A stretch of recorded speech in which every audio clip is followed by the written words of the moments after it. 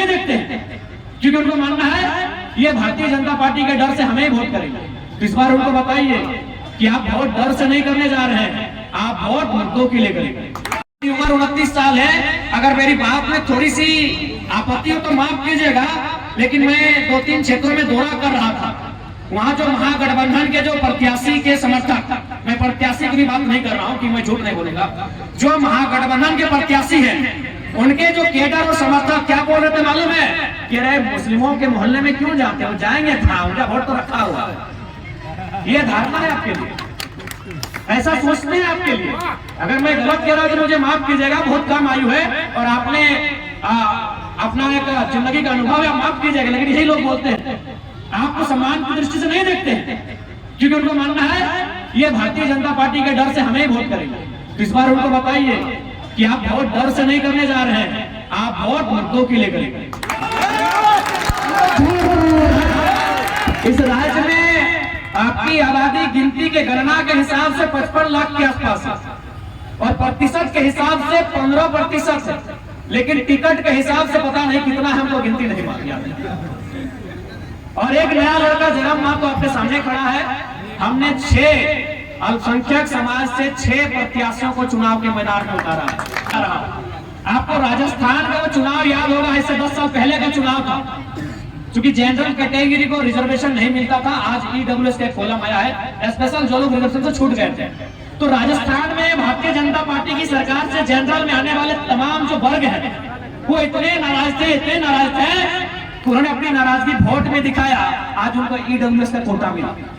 आप अपनी नाराजगी नहीं दिखा रहे हैं, आप अपने मत का गुस्सा नहीं दिखा रहे हैं, इसीलिए चाचा आपको बिरयानी और पान नहीं मिल रहा है। सच बोल रहे हैं। राजस्थान के लोगों से सीखिए। बस उन्होंने एक बार चेंज किया बीजेपी, फिर बीजेपी को शायद वापस, बीजेपी है ना, फिर शायद बीजेपी को वापस ले आई राजस्थान के। लेकिन उन्होंने 10 साल पहले चेंज इसीलिए किया था कि हमको ईडब्ल्यूएस का कोटा, मतलब उनका अपना मानना था कि हमें कुछ मिल नहीं रहा है। लेकिन आपको कुछ नहीं मिलने के बाद भी आप उनके साथ लगे हैं, इसीलिए वो आपको बोलते ही जाएंगे तो कहाँ जाएंगे। इसलिए इस बार आपसे आग्रह है, रुस्तम अंसारी हो चाहे बगोदर में सलीम अंसारी, चाहे आपके बगल में खड़े 1 लाख अंसारी जिनको हमने सांसद का चुनाव लड़वाया था, हमने बार-बार अल्पसंख्यक समाज से अपील भी किया कि आप गारंटी लीजिए अनुपमा मैडम चुनाव जीतेगी। उन्होंने बार-बार कहा कि आपकी आबादी लगभग 3 लाख 3.5 लाख से ज्यादा है धनबाद लोकसभा में, आप लगभग 3 लाख के आसपास वोट करते हैं, आप वोटिंग करते हैं 3 लाख के आसपास, लेकिन आप गारंटी लीजिए कि अनुपमा मैडम सांसद जीतेंगे। अगर आप गारंटी नहीं ले पाते हैं तो कम से कम अगर 1 लाख अंसारी को 3 लाख वोट दे देते हैं तो कद बड़ा होता क्या। अच्छा एक बात बताया, जयराम महतो को प्रधानमंत्री मोदी क्यों आज कर रहे हैं? इसलिए नहीं कि अच्छा भाषण देता है, इसलिए कि बंदे ने 1952 से लेकर आज तक चुनाव हुआ है, इंडिपेंडेंट और फर्स्ट बार में कोई 3.5 लाख वोट नहीं लाया। आज अमित शाह भी हमारे भाषण में आज करते, क्यों? इसलिए नहीं कि हम बहुत तगड़ा भाषण देते हैं, हमने लोकसभा में ऐतिहासिक 3.5 लाख वोट अपने दम पे लाया। तो इसलिए 1 लाख आपको सपोर्ट दे, आप 3 लाख देते, बाकी लोगों ने 1 लाख दिया। अगर 4 लाख वोट आ जाता, 3.5 लाख वोट आ जाता, तो जयराम से पहले 1 लाख का नाम होता। कुछ नहीं मिला। अनुपमा मैडम आई, 4.5 लाख वोट लाई और फिर चली गई, फिर आएगी 2029 में आएगी, क्योंकि आप ठिका लेके बैठे हैं, आप पूरा उनके खानदान का ठिका लेके बैठे हैं। राजेंद्र बाबू को आपने 5 बार विधायक बनाया, उनके बेटे को आपने विधायक बनाया, अनुपमा मैडम भी आपके दम पे वोट लाई। अब उनका घर में अगर कोई बेटा बेटी जन्म लेगा तो भी अल्पसंख्यक लोग ठिका लेकर रखे हैं। आपको अपने बच्चों की चिंता नहीं है। आप देखिए, मैं सच बोलता हूँ, सच बात थोड़ी लग जाए तो माफ कीजिएगा, छोटा बच्चा है, आपको अपने बच्चों की चिंता नहीं है। मैं आपको झारखंड का, चूंकि मैं झरिया का डेटा मेरे पास नहीं है, मैं झूठ बात नहीं करूंगा, मैं आपको 4 ब्लॉक का डेटा देता हूँ। Dumri block, Nawadih block, Bagodar block, Vishnugarh block, ये 4 ब्लॉक है। एक ब्लॉक आता है गिरिडीह में, 2 ब्लॉक आता है गिरिडीह में, एक हजारीबाग में, एक बोकारो में। वहां जो प्रदेश जा रहे हैं, जो लड़के जो खटने के लिए प्रदेश जा रहे हैं, उसमें हर एक 3 और 4 में 1 लड़का अल्पसंख्यक होता है। 15 दिन में 30 दिन में डेड बॉडी वापस आती है, फिर वही तीसरा में 1 लड़का अल्पसंख्यक का बेटा होता है। क्योंकि आप अपने बच्चों के लिए वोट नहीं कर रहे हैं, आपका अनुपमा सिंह जी पड़ी और आपको यहाँ मैडम की पड़ी। अपने बच्चों के लिए वोट कीजिए, मुद्दों के लिए वोट कीजिए। अरे आपने तो किसी को हराते हराते वो 3 बार जीत गए ना, 3 बार सरकार बना ली ना उन्होंने, हराने के चक्कर में 3 बार जीत गए। लेकिन आपने उस दरमियान क्या खोया मालूम है? अपना लीडरशिप खो दिया। आपके पास झारखंड में फुरकान अंसारी,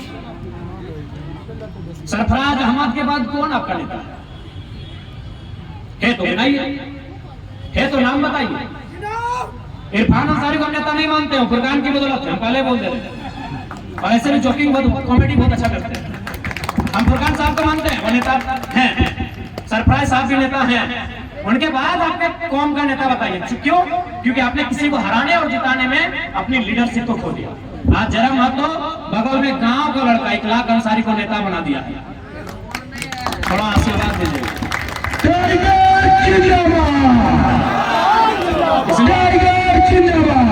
इसलिए अगर कुछ ज्यादा कहें तो माफ कीजिएगा, आयु बहुत कम है, लेकिन हम वही कहते हैं, दिल के बहुत साफ है। जो बात दिल में हमारी आती है हम वही बात कहते हैं। हमें मीठी बात कहना नहीं आता है। हमको मन करता है तो बोतल पटक के फेंक देते हैं टेबल में, फेंक देते हैं। हमें वो तो मीडिया चल रही थी इसलिए हम बार बार कहते हैं, मीडिया नहीं होती तो बोतल हम टेबल में नहीं पटकते। मेरा जो व्यवहार है तो है, लेकिन हाँ, मेरा व्यवहार जनता के लिए कभी नकारात्मक नहीं रहेगा। हमने 24 के चुनाव में हारने के बाद भी कहा था कि जिन्होंने वोट दिया उनका शुक्रिया, जिन्होंने नहीं दिया है उनको अगले चुनाव में मांगेंगे। जनता के प्रति हम लोग कभी नकारात्मक नहीं रहे। हम लोग सिस्टम के प्रति रहे नकारात्मक, एग्रेशन भी उनके प्रति रहा है और आगे भी रहेगा। सिस्टम के प्रति हमारी नाराजगी, हमारा गुस्सा आगे भी रहेगा। जब तक झारखंडियों के साथ छल कपट होगा, हमारी नाराजगी तब तक रहेगी।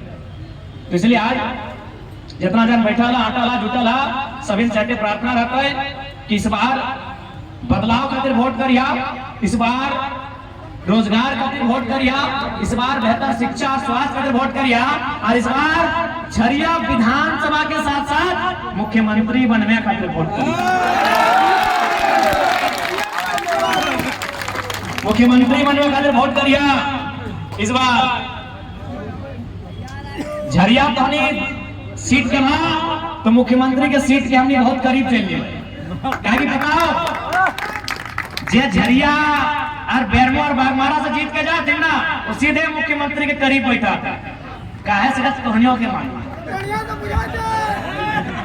क्योंकि झरिया, बागमारा, बेरमो, ये 3 को से कोई पार्टी से जो, जैसे बागमारा में जब रघुवर दास की सरकार थी तो बागमारा विधायक उनके बगल में बैठते थे, और अभी मैडम सचेतक हैं और वो तो साड़ू है, बेरमो वाले साड़ू है।